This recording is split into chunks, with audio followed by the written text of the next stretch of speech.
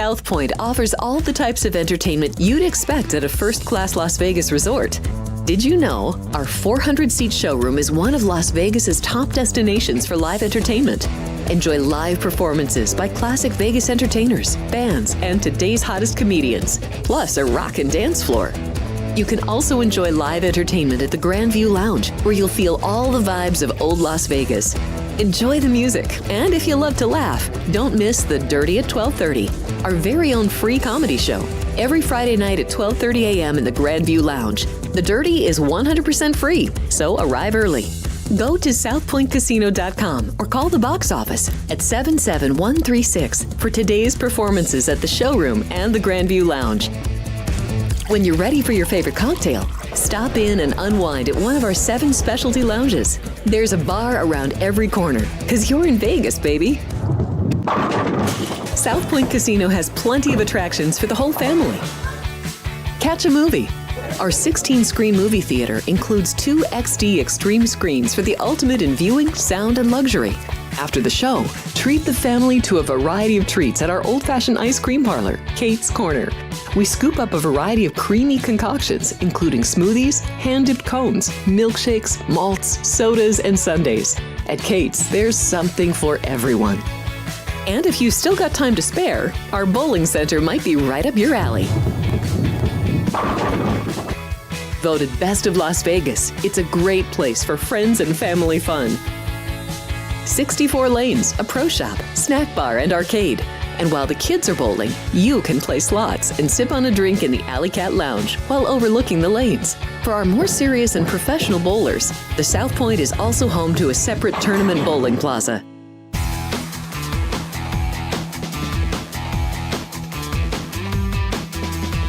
Welcome in. It's Sports by the Book here on, what is it, a Wednesday morning? Yeah, it's a Wednesday morning. The final day of April here in 2025. I'm Jeff Parles. She's Alex White. On the far end of the desk, he's Kenny White. We also will get to see Ryan McCormick for the first time in months, even though we can't physically see him right now. We will see him in a little bit here on the show.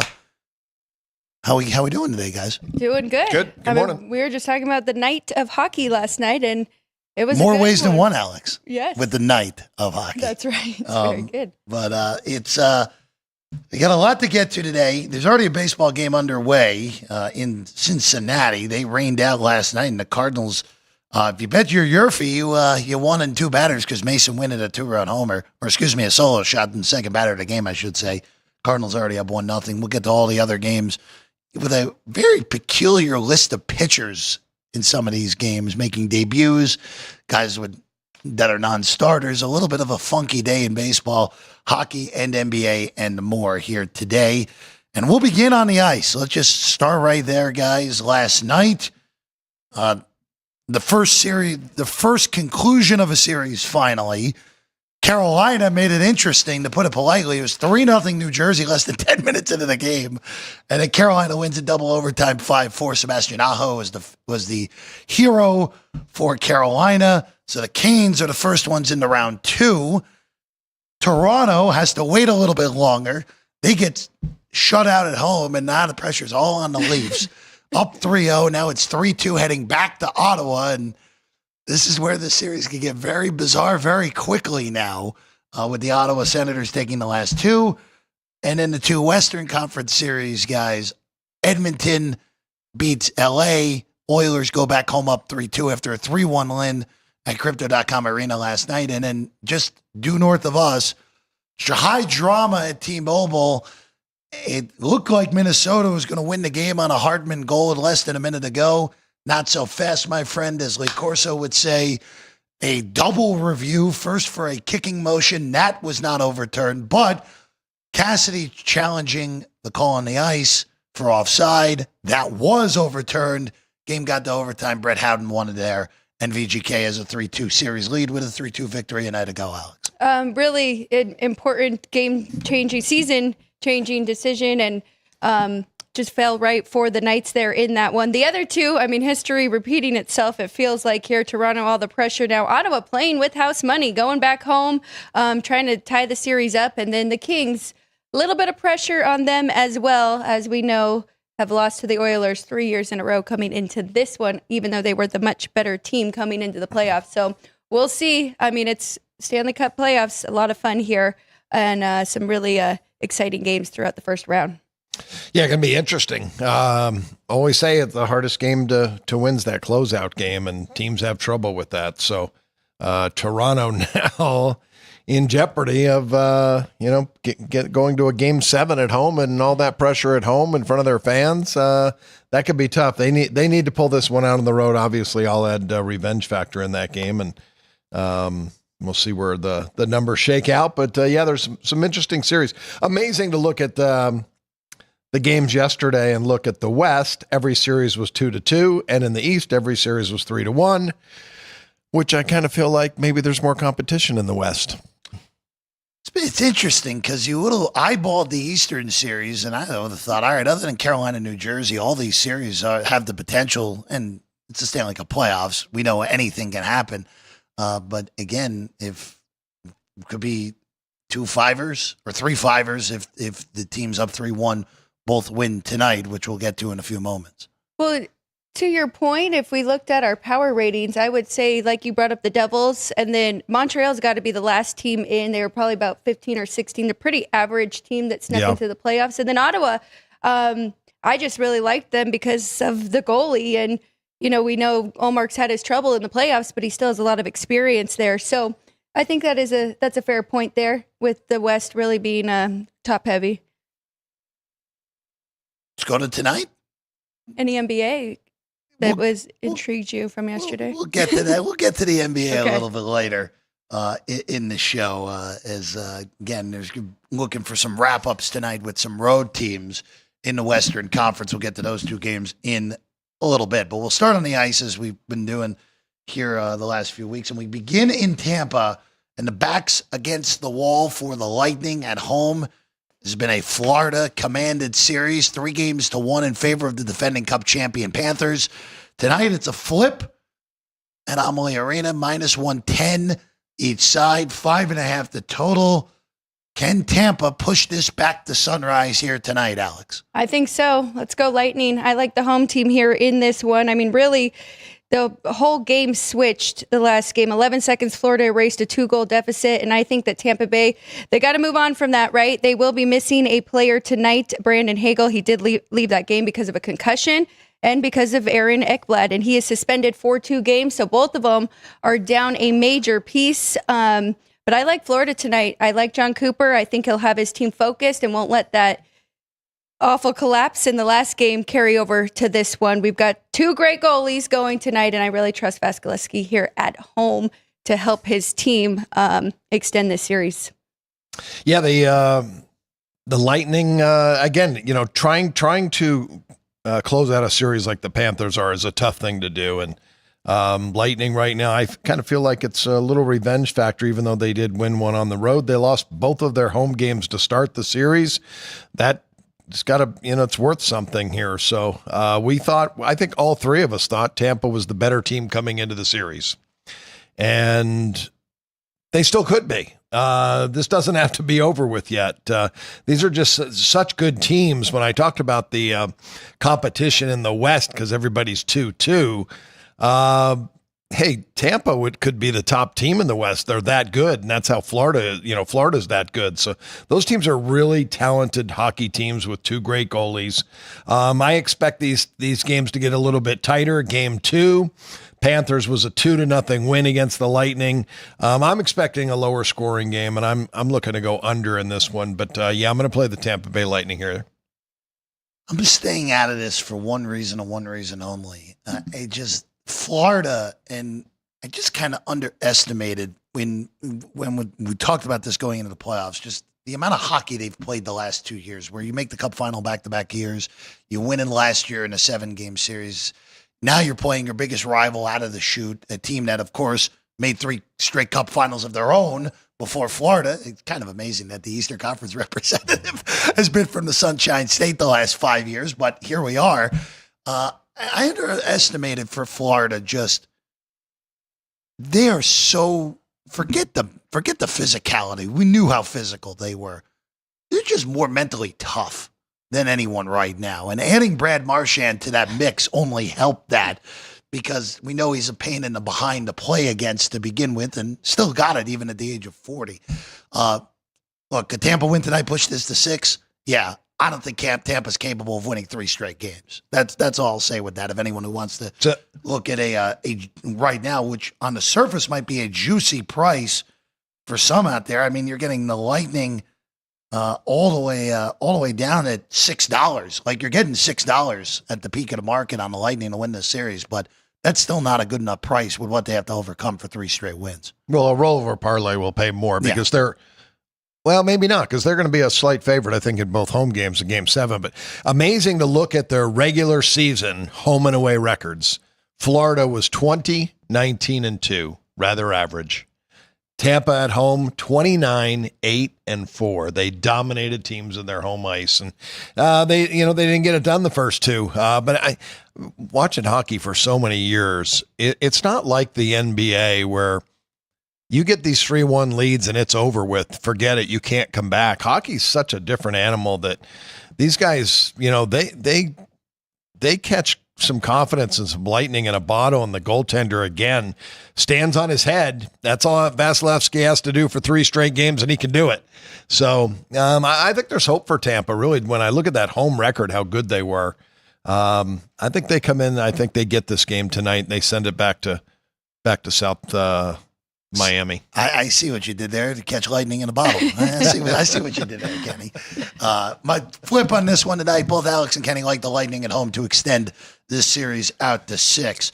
All right, we go to D.C. next. Caps look to close out the Montreal Canadiens tonight. They're $1.80 at home to do so. Again, injury concerns on the Canadian side. It'd be a surprise if we see Montembeault tonight here in Game 5. And that's pretty much the whole deal in this. This should end tonight in D.C. for the Caps.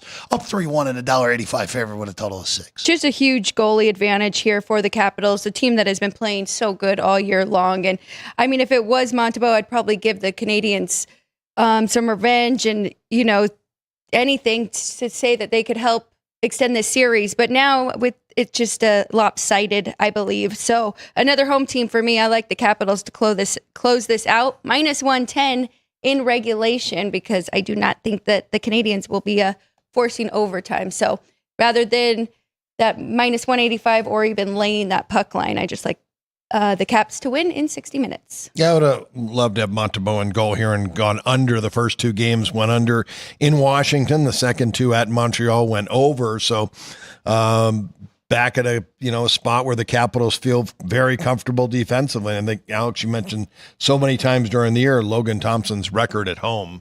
He's just so good. And now against a backup goaltender, it looks like it's all Washington, and they should close this series out. Might be, one of those spots where you jump in game if it's, 0-0, 10, 12 minutes into the game.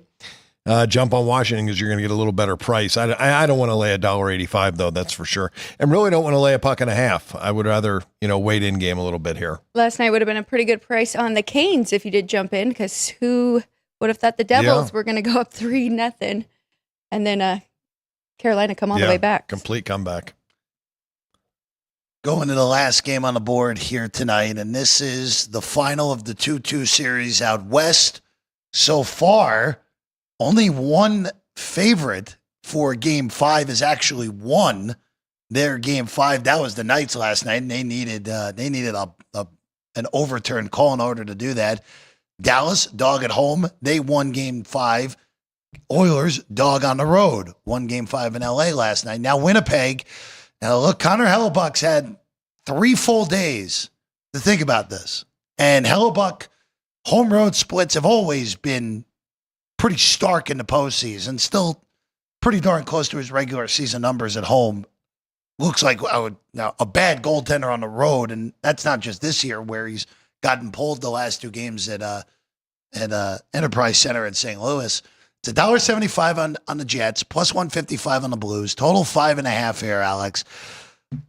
I really want to take a bite of the Blues, but I know when I do that, Hellebuck's going to show up, and it's going to be like a 2-0 game. But I am just so concerned about the mental aspect here for Hellebuck, where it's like, oh my God, here we go again.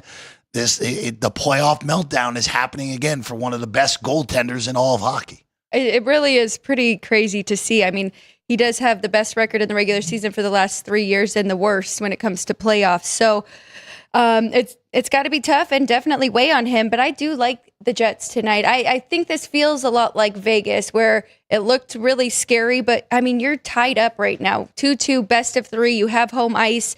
It starts tonight for them, and I think they have to get it done, and I think they will. Minus 175, it's a little too juicy for me. I would like a better number. Maybe I'll wait for in-game, but I definitely like the home team. Try and find a way to back the Jets tonight.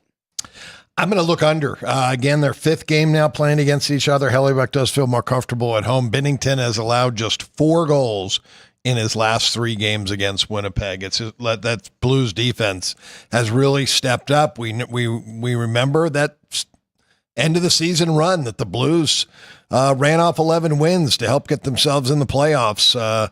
They played very well. We talked about Bennington a lot with his turnaround in his season from the 4-country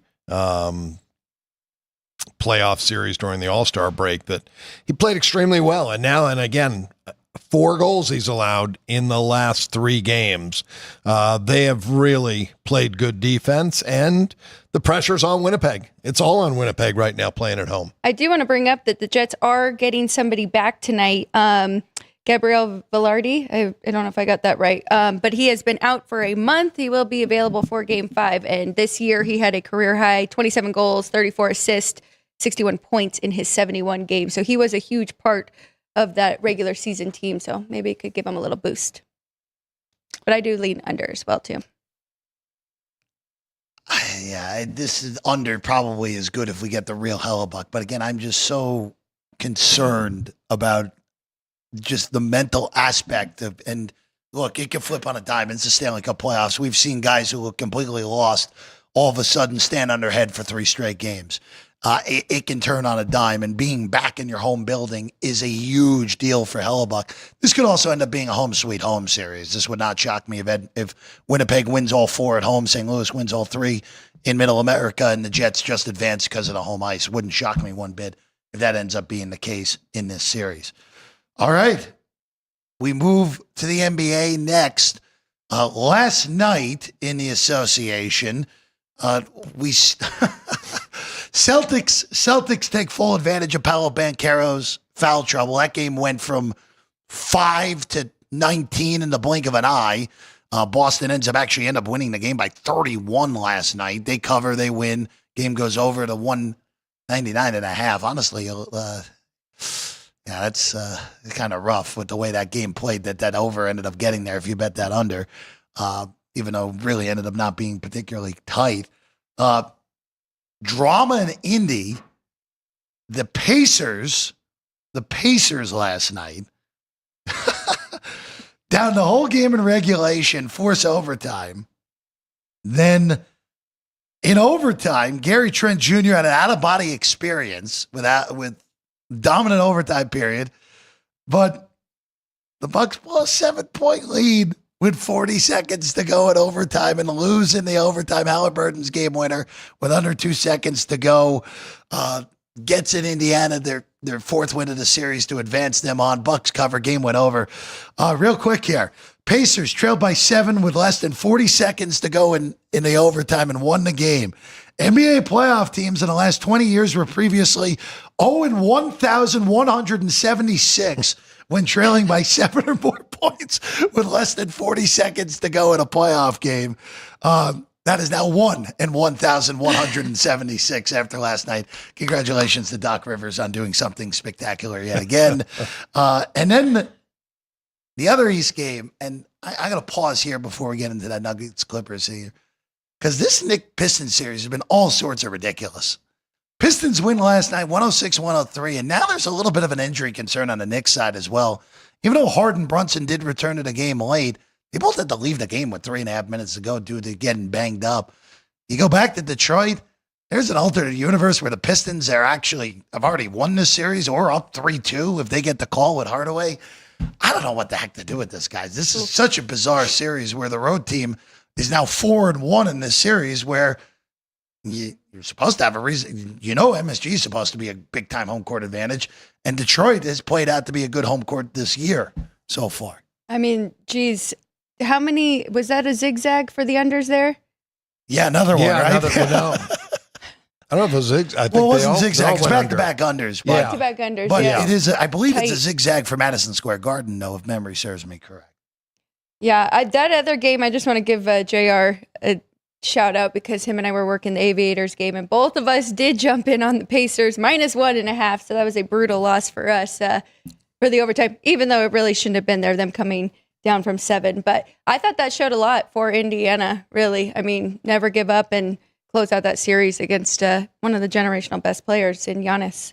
That's really it for me for last night's with the NBA. Any takeaways for you? I'm glad the Bucks are out. Glad get them out of here. I agree with you, Kenny. They're just really, really tough team to figure out, and it's probably Doc Rivers because he is the worst playoff coach in the history of the NBA, and I have no idea how he keeps getting hired time and time again. Cunningham for Pistons is the real deal. Loved watching him at Oklahoma State. This kid can really play. He's gonna take this Detroit team to new heights. Don't know if they can close this series out though, because the home revenge. But you do got to check Brunson's availability and if his injury situation, because he is worth at least 5 points. Denver finally stepped up. Yep. I felt like I was against the entire world when I made my game 1 number, and I think I had the Nuggets 6 at home, and the game was pick, and the Clippers moved to a point favorite. And the first 3 games, it looked like the world was right. And they still could be. I mean, maybe the Clippers are the better team, but Denver really stepped up last night. Jamal Murray had a great game. I still, again, I really like the roster for the Nuggets. I think they're the better team. We'll see if they can get it done on the road in LA. If this version of Jamal Murray shows up, the Nuggets are alive against Oklahoma City. Yes, I'm not saying they're going to win the series, but they are alive. Yeah. If this Murray 43 last night. Jokic, by the way, only had a triple-double, 13, 10, 12, which is basically as little as Jokic is ever going to score. But Murray was dominant a night ago, and it just kind of feels like this is the microcosm of the Clippers' entire existence all stuffed into one playoff series. Their better teams have been unbelievably talented. They blew game 1.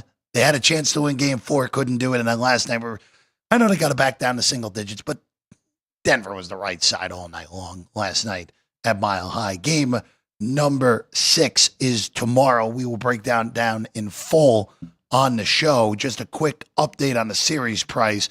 And now when the Clippers are now plus 175, which is the best number, period, in the city, and that's right here at the South Point. Minus 190 is the best number on Denver out there. That's at some other shops across town. All right, to tonight. We start in Houston. Rockets, again, the Rockets had a golden opportunity to get the series tied in game 4 and just couldn't do it in the end. Warriors behind a big fourth quarter from Jimmy Butler have a 3-1 series lead. Rockets 4, 203.5. Kenny, I'm curious actually on the total in this one because it feels like in this series that even though game 4 went over, all these games have had the DNA of grinding games. Yeah. It feels like 203.5 in an elimination spot. Feels like that is the way to look here tonight more so than anything. The pace has been so slow in all of these Golden State Houston games. I bet the last one under, but I didn't get a bad quarter.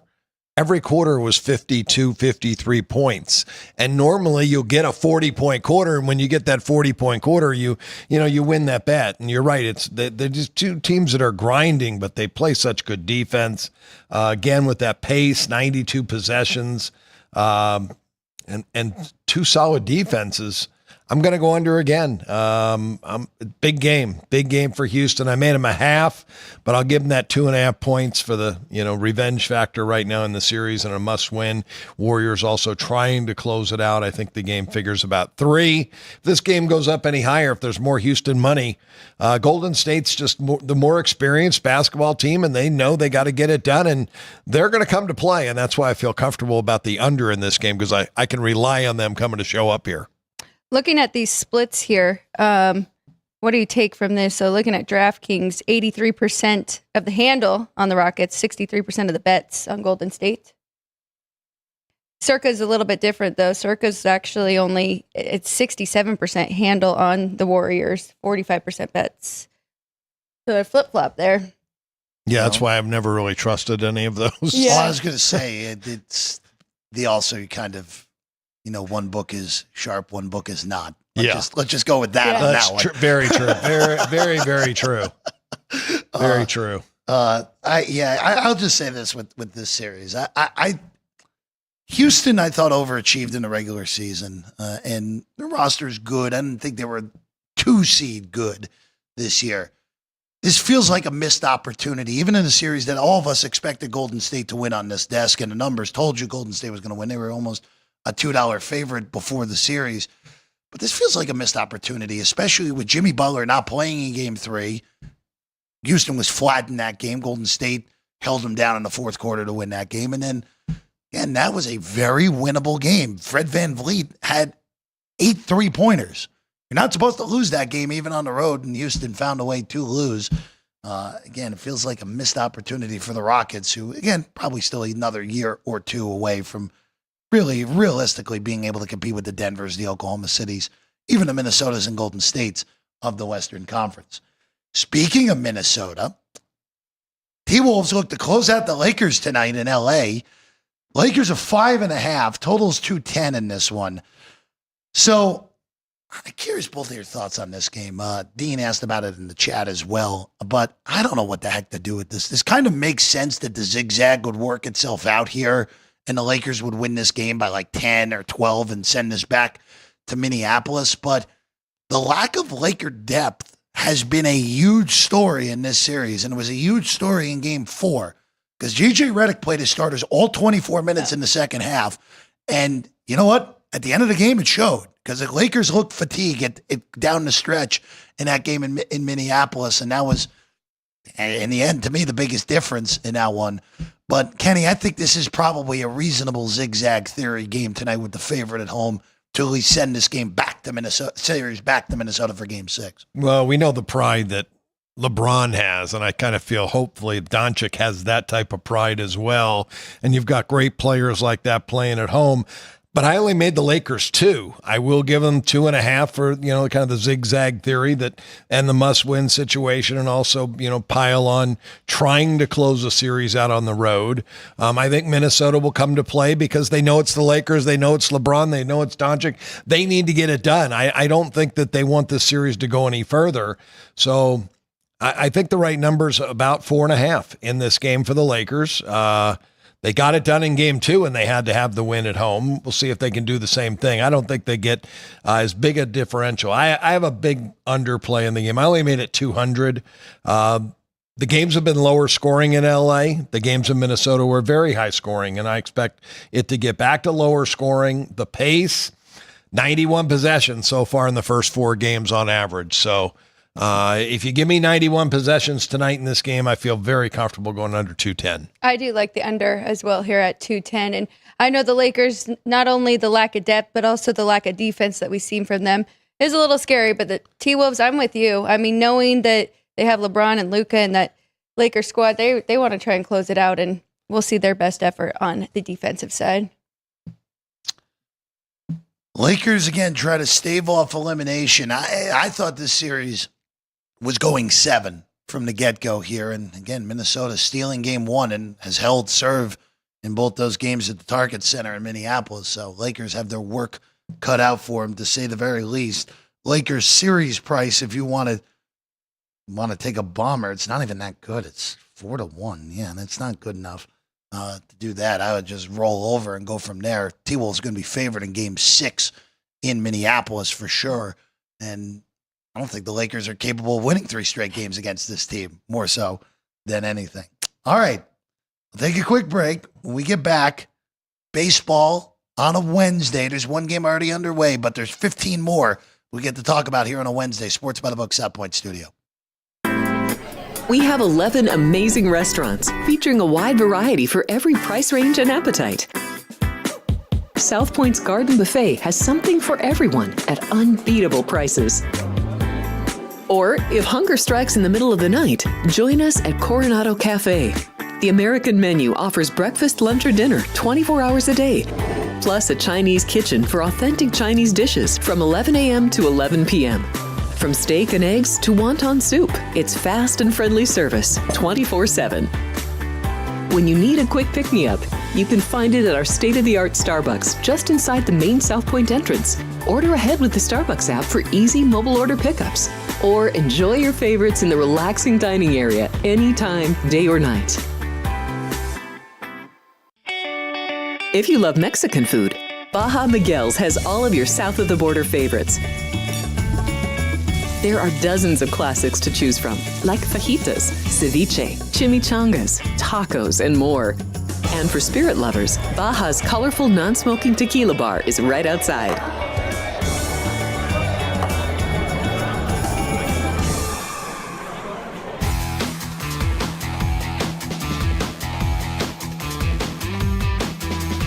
We're back in at Sports by the Book, South Point Studio. Jeff Parles, Alex White, Kenny White.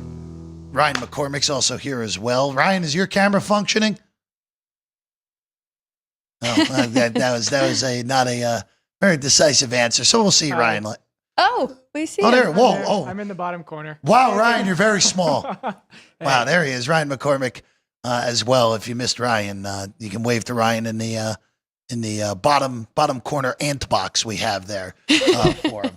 All right, let's get going here. By the way, trivia question is in the bottom line now. If you want to answer along, I will say this.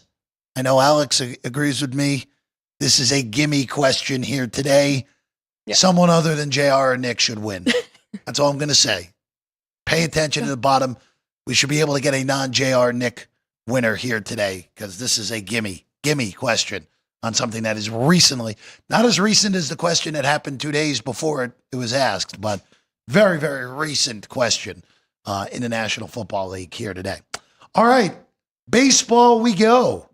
One game already underway. That's in Cincinnati. They rained out yesterday. A Mason win homer in the first. Ran out of difference. Redbirds 1, Reds nothing through 3.5 in Cincy. So we'll keep you updated as we go through the show. All right, let's go to LA first.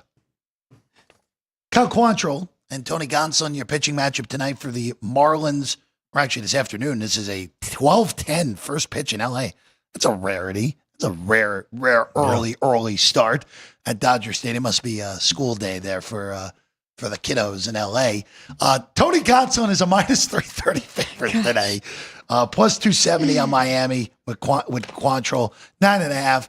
Look, I get to stay the heck away from this game. Gonsolin should probably never be over a $3 favorite, but it's the Marlins on the other side. I haven't seen him up in the majors since 2023, right? Had Tommy John surgery. He has had 4 appearances in AAA for Oklahoma City so far, but I feel like I just have to keep going back to this well, and that was Dodgers team total over. And now, with not knowing what we're going to get from the other pitcher as well, I think I just go full game here. Over 9.5. Minus 120 would be the play for me.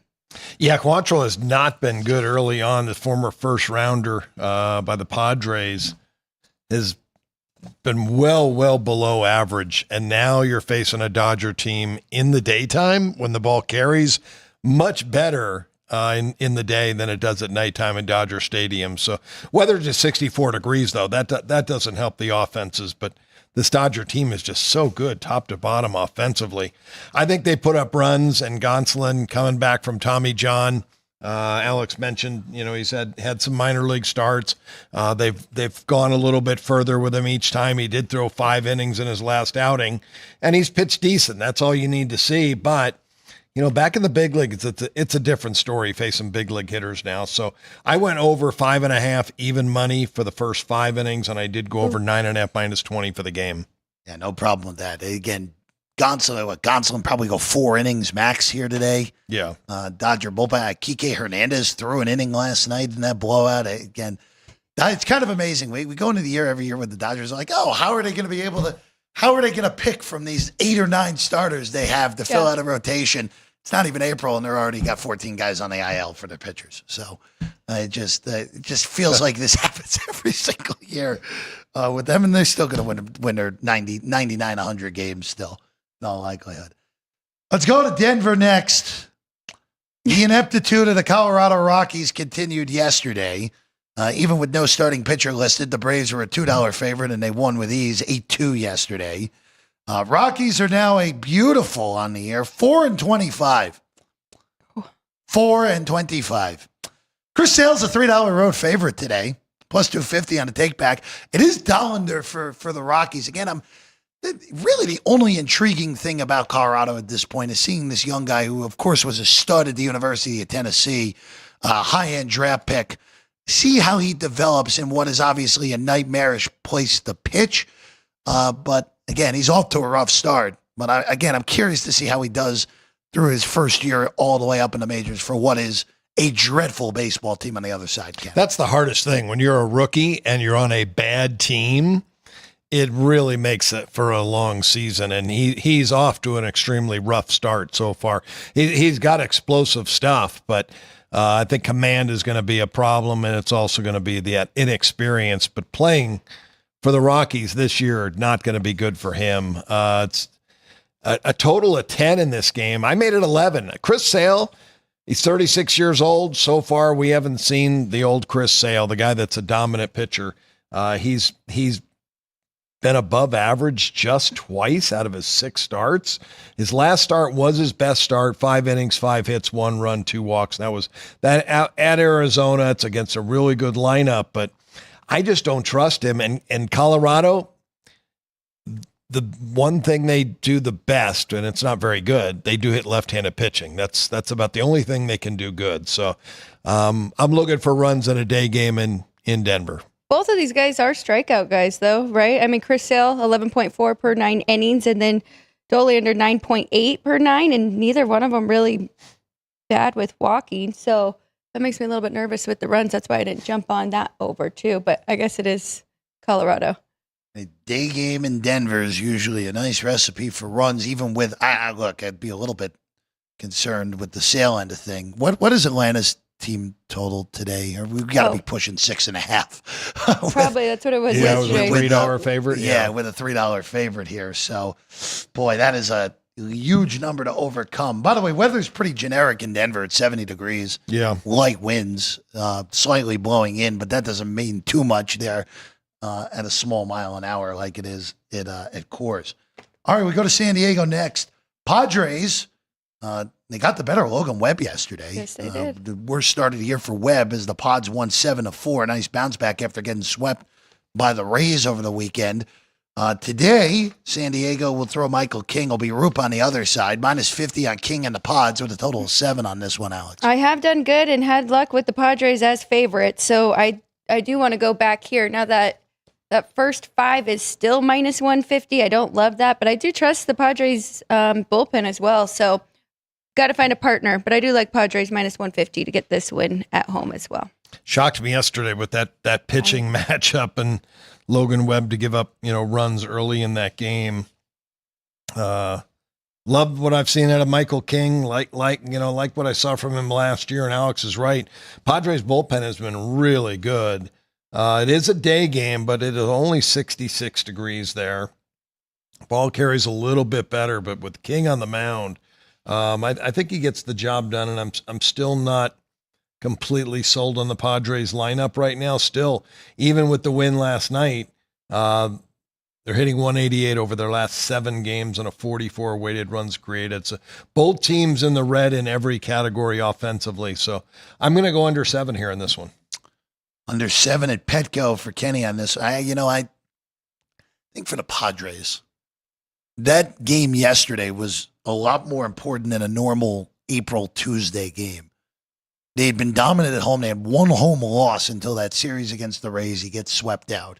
You're facing a team that has the best record in your division and their best pitchers going, and you beat them, and you sock them early as well. That's some pretty significant mental toughness for this early in the season as well.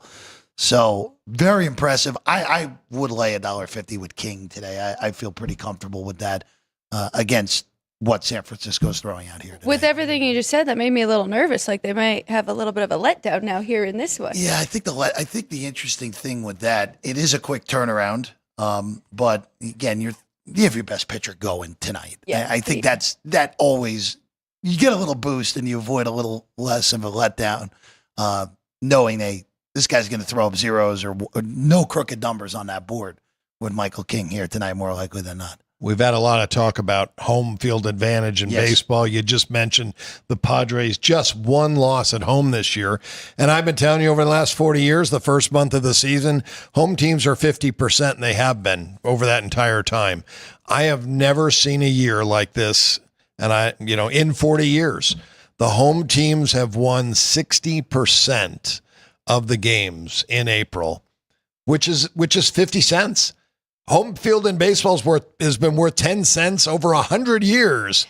And this year, for the first month, it's worth 50 cents.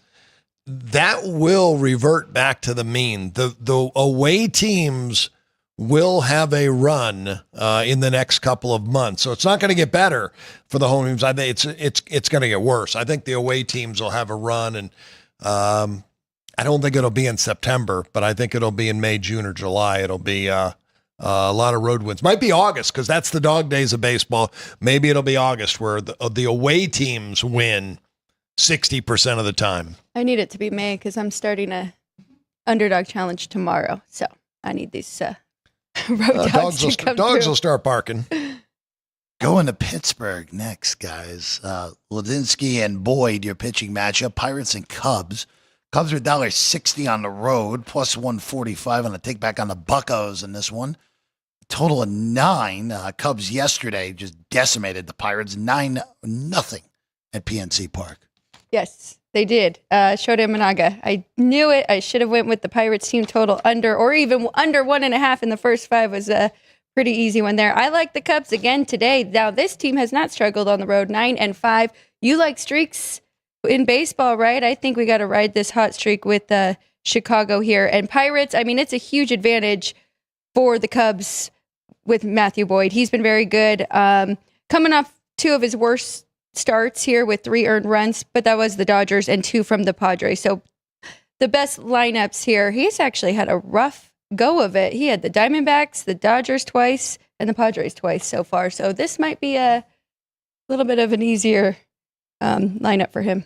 Yeah, I like Matthew Boyd. And you're right with the streak. Pirates losing 3 in a row. I adjusted to $1.81. It's just not a big enough difference for me. And I just don't want to lay that price. The Cubs do have the better offense. I'm really shocked my bullpen rating on the Cubs on the road, well below average.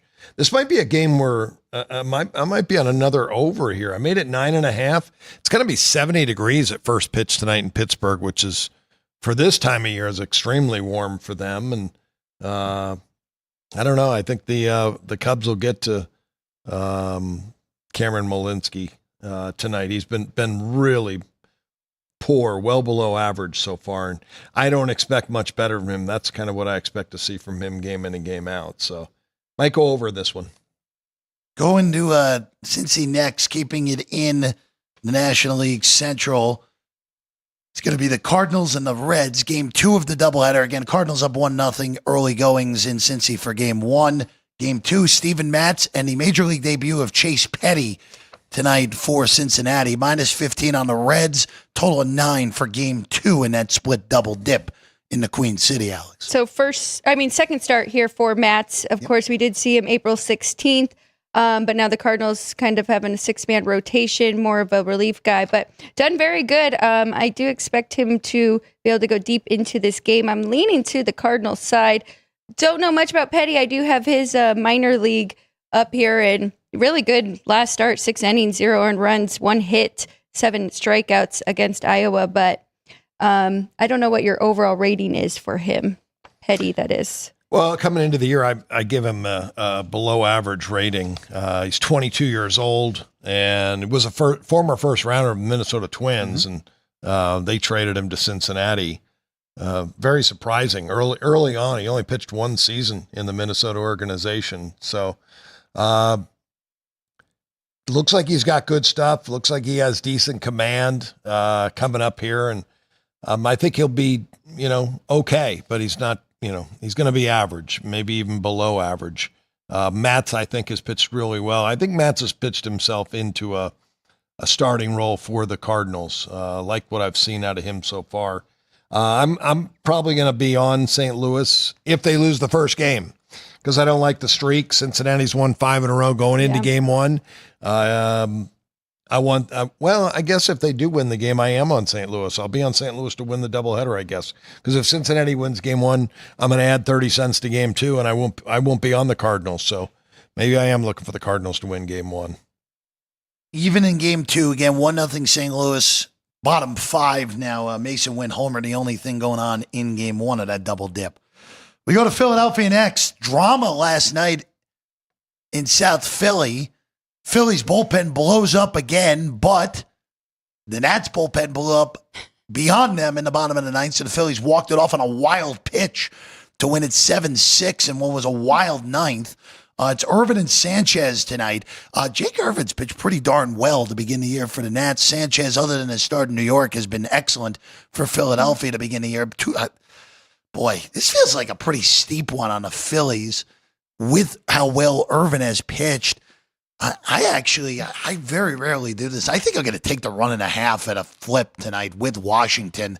And you know what? Philly's bullpen has been so bad to begin the year that this could even be, all right, this could be 6-3 late, and Nats get 2 junk runs, and I'm covering the 1.5. So that's actually going to be a play for me. The Nats plus a 1.5 in this one with Irvin against Sanchez. Gave up 4, in the top of the ninth. And that is, they used a lot of arms yesterday. So who do they even have available here in this one?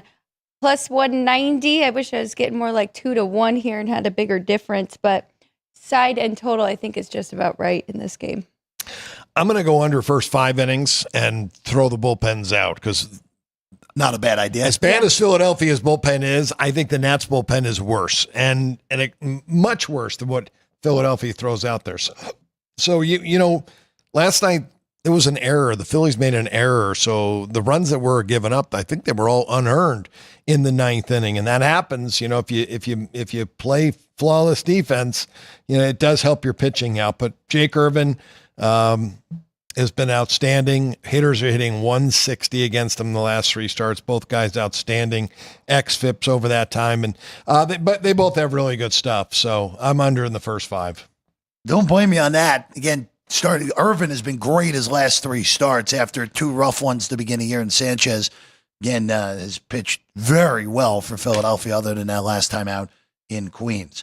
Speaking of Queens, the Mets, who hold the best record in baseball as we are about to exit the month of April. Mets also with their best 30-game start since 2006, which was a year they still should have won the World Series. Still a little salty about that, but that's okay. Diamondbacks are going to throw Corbin Burnes tonight. We've talked about Burnes not being himself to begin his Arizona tenure. Mets going with a bullpen game. It's going to be Braziban to start it, but they're going to use the bulk of the bullpen here today with Senga going tomorrow. Diamondbacks slight favorites, minus 110, 8.5 on this one.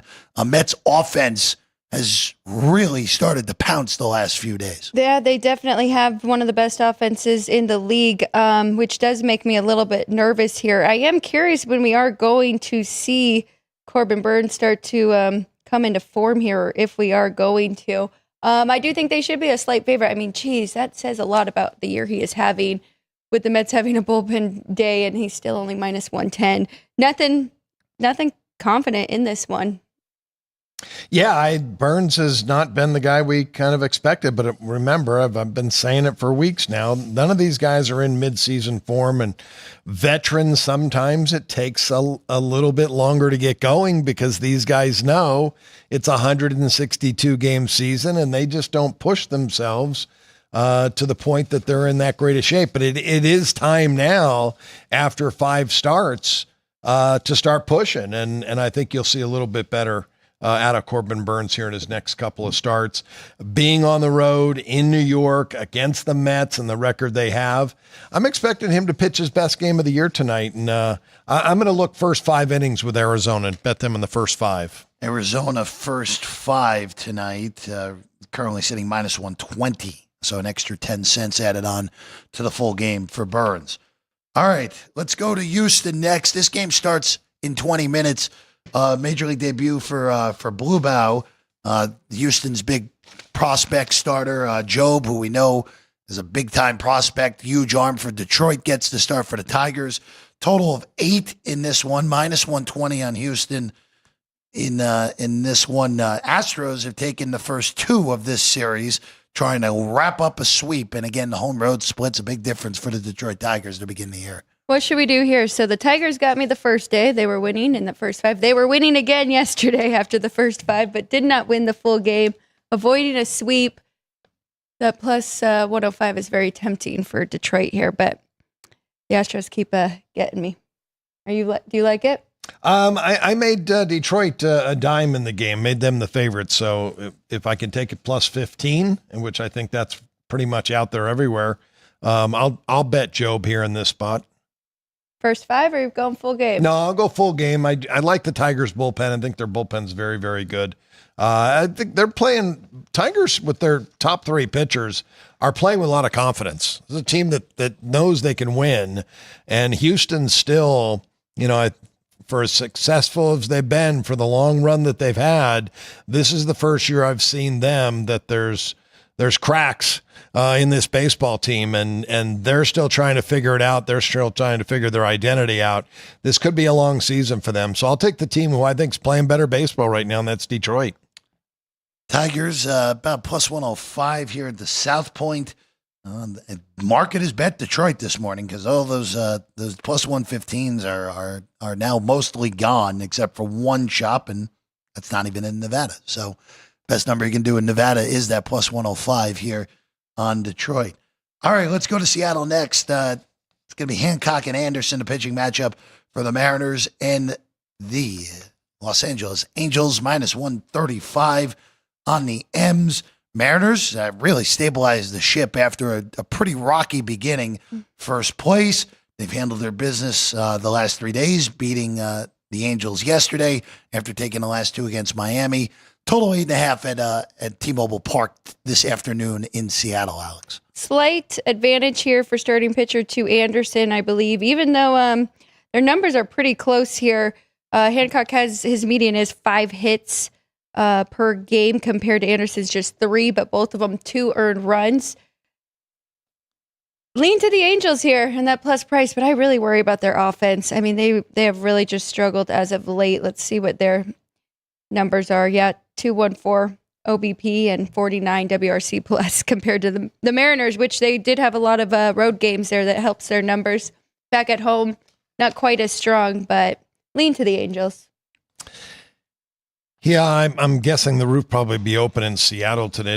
Didn't look yet, but that could be very important. If the roof is closed, and I find that out, Emerson Hancock, first rounder, highly paid, has never performed well in the big leagues until his last 2 starts. He was sent down after his first start to the minors, pitched a couple nice starts at AAA, and since back, the 2 starts he's had has been very, very good.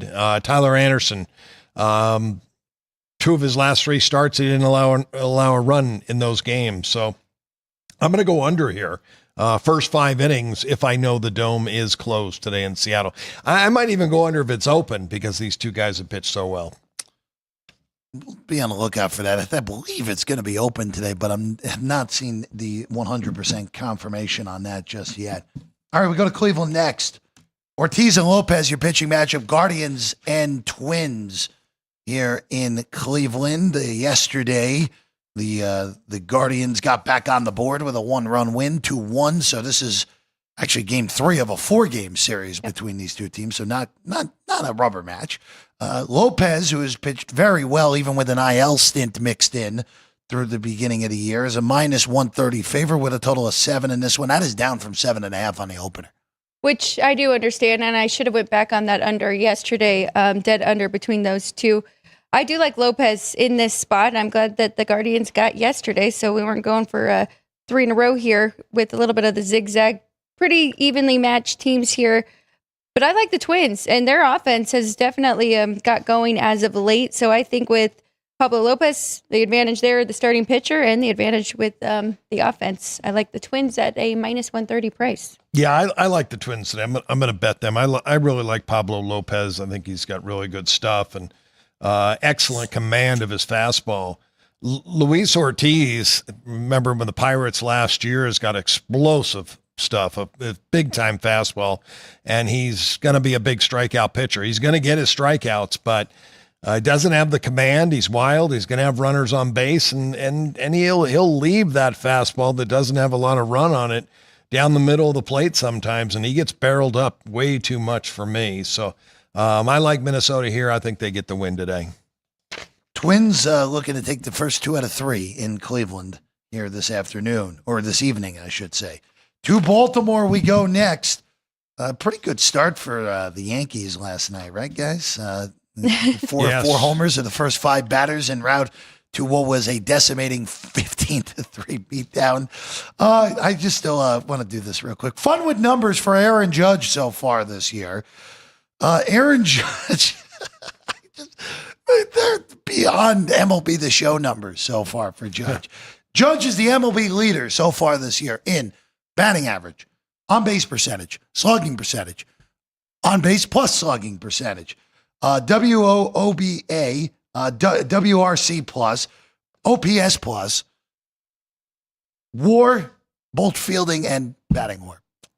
The leader for everything. You think he really worked hard after the playoffs and when he struggled last year? It's amazing for Judge. Like, and Alex, you and I had this conversation on Monday. Like, Aaron Judge has gone under almost because of that postseason last year, and because of Shohei Ohtani's greatness.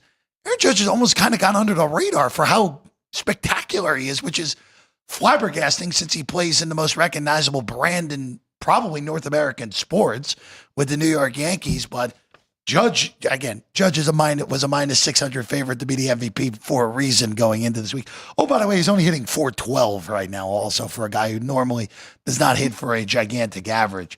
Yankees, though, are a dog today because it's Cookie Carrasco on the bump for the Yanks. Povich goes for Baltimore, -15 on the O's, even on the Yankees, 9.5 the total.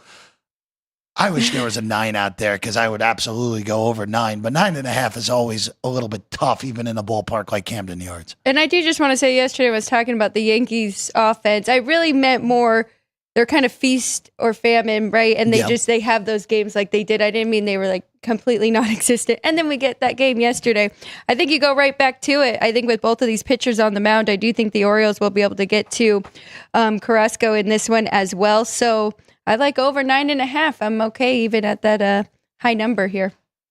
I am too. I have Cade Povich rated as a below average big league pitcher against this lineup. Is going to be awfully tough. So I think it's worth a correlated parlay, Jeff. Yankees to the over. I think's the play for me. I laid a 1.5 yesterday with the Yankees and went over in the game, and I'm probably going to do it again. Again, all small bets though. If anybody that's listening for the first time, I've thrown out a lot of plays that I would bet today, but they're all 1% plays, which means if you had $1,000 bankroll, it's a $10 bet, and that's all it really is. So I'm probably gonna put. We'll just leave it at that. 1% on the Yankees run line, 1% on the over, and I'll probably make a 0.5% parlay Yankees to the over. All right. So over and the Bombers on the road today against Baltimore. We go to Tampa next. Another major league debut today. Nick Cameron's going to make it for Kansas City. He's a +150 underdog against the Rays. Drew Rasmussen gets the ball for Tampa, -65 on the Rays. Total of 8 in this one there at Steinbrenner Field, guys. Lean to the Rays here. Drew Rasmussen's been very good for Tampa Bay here. Looking at some of his numbers and his medians, I love just 1 earned run median, 1 walk, and 5 strikeouts. But I think that price is just a little bit steep for me to lay here with Tampa Bay -175 or 165. I think is too much. Love the way Rasmussen's pitching. He's been really lights out as of late. 214 hitters hitting against him, 284 xFIP. I didn't make him quite that high though, so you have to lay off that. With a rookie pitcher on the mound, making his first start. A lot of times you get these guys, they just, they don't they don't fall under the pressure their first time. They're on adrenaline that first outing, and they usually pitch very well. So I was going to lean to the over in this game because of Tampa, good hitting ballpark. It is, well, I guess I just talked myself into it. I just checked the weather, Jeff. It's going to be 86 degrees at first pitch tonight with 41% humidity, 83 in the third or fourth inning with 45% humidity. That's extremely hot. The ball should carry really well in Tampa. That's the one thing they were afraid about and why they gave them so many games early in the season at home, because when the weather gets hot there, it's going to carry. Again, as you mentioned, Kenny, the Rays have this home slate just stacked early. Tampa's already played 20 home games to begin their season, and 3 more coming here this week against Kansas City. All right, we go north of the border.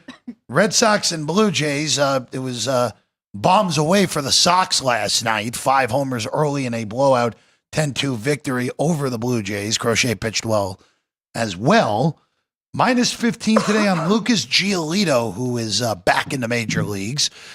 No starter listed yet for Toronto. Minus 15 on Giolito. 9.5 your total for this one. I don't know what to do here with these two. Giolito missed the entire 2024 season, and then was back on that IL after spring training. So nothing for me in this, and I'd lean to the Red Sox again. I mean, I really like what we've seen from that offense, especially as of late. And the Blue Jays still struggling at the plate. I mean, looking at their last 7 really, really scary numbers here with 266 OBP and 302 slugging, 67 WRC plus. So just offenses alone, I'd look at Boston at that.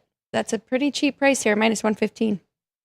Yeah, I think so too. Giolito, he's a pro, and he's, I think, had enough innings in the minors, but we know he's going to be on a pitch count here. I got to see him pitch when he was 15 years old, and man, he was a man among boys at that age, and I think he was 6'5" then at 15 and could really bring it. So dominating guy, and you knew when you first saw him, this kid's going to pitch in the big leagues, and he didn't disappoint. Another one of those White Sox cast-offs. I think it was a great pickup by the Red Sox, and they can get him healthy late in the year. This is a guy that's going to give you a really solid start every 5 days. I'll back him in his first start. He's won me money over the years. I used to be the Lucas Giolito day because he was so good a couple years with the White Sox. Struggled with his health the last few years. Yeah. That's really been the downfall for Giolito. And again, as Alex mentioned, out all of last year due to injury. Those first starts since 2023 at the big league level. We go to Arlington next. Ivaldi and Severino, good pitching matchup here at Global Life. Minus 50 on the Rangers, plus 135 on the A's. On the take-back total, a little surprised it's an 8.5 tonight, guys. That seems a half a run high here in this one. Yeah, at least I love this under. Probably my favorite bet of the day with both of these pitchers going here. We talked about the Rangers too, and that under streak, and flew over yesterday, but I think we're going to see it again here today, minus 8.5. And we talked about Eovaldi the other day, and looking at his median numbers even confirms more why we liked him for a Cy Young possibility, even though we have really good pitchers that are favorites right now. But strikeout 7, walks 0, and just 4 hits and 2 earned runs. So I definitely like under 8.5 in this one. Yeah, Severino has been a nice pickup for the Athletics, and he's been giving them innings. He's gone over 5 2/3 every single start this season, 6 starts. He's been well above average. His last 3 starts might be his best 3 starts that he's had this year. And we know what we're going to get out of Eovaldi because he's been steady. This guy's got great big league stuff. So I'm in complete agreement on the total here. I'm going under the 8.5. Eovaldi, Alex and I talked about it on Monday. We both think Eovaldi, if you want a longer shot on the AL Cy Young award list, he's the one, 35-1. He's been great to begin the year. And it's so interesting because, Kenny, all those years when they were playing outside in Arlington, that was as good of a hitter's park as there is in all baseball. And now they go to the new Globe Life, and you have the retractable roof, but the roof's almost always closed, and it's turned into this really good pitcher's park. Yeah. It's just a total total flipperoonie from what had basically been for 3 decades down there in Arlington. It's one of the harder parks to find if the roof is going to be open or closed. But as you mentioned, it's closed, I think, 95% of the time. I believe it's only been open once this year. The fans were even complaining once last week. They had it closed, and every fan was saying this is the perfect night for it to be open, and they're still closing the roof. So by seeing the total go to from 8 to 8.5, I'm almost thinking somebody knows this roof may be open there tonight. It's so very we'll have possible. to find that out. Very possible on that, and that is a difference. Not quite Arizona, which is still the biggest difference from roof open to roof closed in baseball, but it is a little bit of a difference to say the very least. All right, well, there's no roof on the south side of Chicago. We know that, and that's the final game on the board today. White Sox and Brew Crew. Tobias Myers will go for Milwaukee today. It'll be Sean Smith on the other side for the White Sox, plus 145 on Chicago. Brew Crew, the minus 160 favored. Milwaukee won yesterday, 7-2 to open this 3-game set on the south side, Alex. I think that number is a little bit steep here on the Brewers' side. Shane Smith's been really good. 27 and 1/3 innings pitched, 2.3 ERA. Looking at his median numbers are very good as well. Just 1 walk, 3 strikeouts, 2 earned runs. Goes 5 2/3 per game. Plus 145. Is that enough to jump in here? No, it's really not. I was hoping we were getting a little bit of a bigger price there. Total wise, 7.5. I think that's right as well. Yeah, I wish we'd get a much bigger price on Shane Smith, because you're right. He has pitched very well. My numbers are right there on this game, so I'm going to pass on the side and total. Yeah, it's just hard to bet on the White Sox. Yeah. That's all it is. It's just hard to bet on them. Even though not baseball's worst, they're only the American League's worst. They're 7-22 with a 3-game lead over the Colorado Rockies already. Who again, the Rockies at 4-25, and it kind of sad to say when a team is 4-25 that it might get worse, but it might get worse for Colorado as we go through this season. All right. We're going to take a break. When we get back, trivia answer. Apparently, I ticked off JR, so sorry for the spoiler on that. And whiteboards on a Wednesday, final day of April. How about that? When we get back, Sports by the Book, South Point Studio. South Point Casino has plenty of attractions for the whole family. Catch a movie. Our 16-screen movie theater includes 2 XD Extreme screens for the ultimate in viewing, sound, and luxury. After the show, treat the family to a variety of treats at our old-fashioned ice cream parlor, Kate's Corner. We scoop up a variety of creamy concoctions, including smoothies, hand-dipped cones, milkshakes, malts, sodas, and sundaes. At Kate's, there's something for everyone. And if you've still got time to spare, our bowling center might be right up your alley. Voted Best of Las Vegas, it's a great place for friends and family fun. 64 lanes, a pro shop, snack bar, and arcade. And while the kids are bowling, you can play slots and sip on a drink in the Alley Cat Lounge while overlooking the lanes. For our more serious and professional bowlers, the South Point is also home to a separate tournament bowling plaza. We have 11 amazing restaurants featuring a wide variety for every price range and appetite. South Point's Garden Buffet has something for everyone at unbeatable prices. Or, if hunger strikes in the middle of the night, join us at Coronado Cafe. The American menu offers breakfast, lunch, or dinner 24 hours a day, plus a Chinese kitchen for authentic Chinese dishes from 11 a.m. to 11 p.m. From steak and eggs to wonton soup, it's fast and friendly service 24/7. When you need a quick pick-me-up, you can find it at our state-of-the-art Starbucks just inside the main South Point entrance. Order ahead with the Starbucks app for easy mobile order pickups. Or enjoy your favorites in the relaxing dining area anytime, day or night. If you love Mexican food, Baja Miguel's has all of your south of the border favorites. There are dozens of classics to choose from, like fajitas, ceviche, chimichangas, tacos, and more. And for spirit lovers, Baja's colorful non-smoking tequila bar is right outside.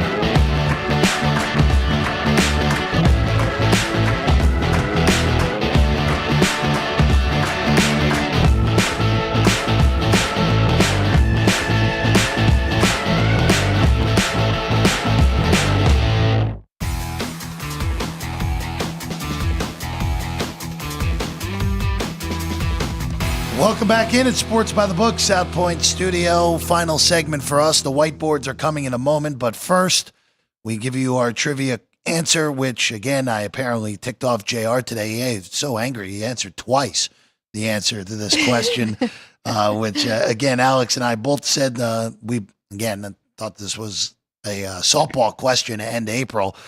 Which current NFL quarterback was selected as Mr. Irrelevant in the NFL draft on April 30th, 2022? I don't even think we needed to put the date. That, of course, is the one and only Brock Purdy, who was the final pick of that draft, and we all know how good of a career he's turned out to have. JR got it. He answered it twice, according to Ryan McCormick, so shout out to JR, who firm, making sure that he still has the dominance as we head into May on the trivia, Alex. He's still tracking unders for us at the Las Vegas ballpark as well. 12-3-1 to the under so far this season at the Las Vegas ballpark. For so folks out here, that is useful information. If you walk over to a Stations casino, that might happen to be across the street from the ballpark. Just throwing that out there. All right, whiteboards here on a Wednesday. Ryan, you can fling it across the screen, and we will begin with Alex White here on a Wednesday. Okay, here we go. Let's go home teams today on the ice. I like the Tampa Bay Lightning at -110. I also like the Washington Capitals to close out this series tonight. I'm just betting them on the three-way, so in regulation, -110. On the diamond, 2 dogs for me. I do like the Yankees at even money, and I like the Tigers to avoid the sweep here at +105. 1 over, 1 under. Jeff found a better alternative for us for this under. Athletics and Rangers under 4.5. First 5 is even money. Don't have to worry about the bullpens. And then Marlins and Dodgers, we're going over 9.5. Like it. I got to turn it around today. Bad day yesterday, 2-4. Today on the last day of April, NHL, I'm going with Tampa, -0.10 today at home against their biggest rival, Florida. NBA, Minnesota, and the Lakers under the 210. Major League Baseball, 2 first 5-inning under bets, Washington and Philly. Should be a really good pitching matchup under the 4. And then the Athletics and the Rangers under the 4.5 even money. The roof will be closed tonight. I got that information in Globe Life. Couple smaller plays I didn't put on there, the Twins and Yankees. I agree with the Yankees, and I like the Twins as well. Should have put them on my board, but I didn't. I wanted to try to keep it lesser plays today after yesterday's bad day. We are 3 for 3 on that Athletics Rangers under, so we apologize in advance. 4.5 under first 5. Again, and this is just a preference thing more so than anything. Ever since the Manfred Ghost Runner has been introduced, I've always been gun shy on full game unders. Yeah. Just because you can all of a sudden have the deadest of unders, and then you look up and it's like, wait a second, they scored 8 runs in the extra inning, and I lost my under 9 when it was 1-1 going to the 10th. So under first 5, trust the starting pitchers on that as well. And I also am actually going to make it 3 for 3 on the Tampa Bay Lightning as well. I do expect Tampa to force a game 6, but then I like Florida in game 6. So that might be the way. That's the way I'm going to look to do that in that series as well. So 2 3 for 3s on the desk. So I wonder how many people, and this is mostly on me, not on you guys, because I'm the one who flies in and makes it 3 for 3.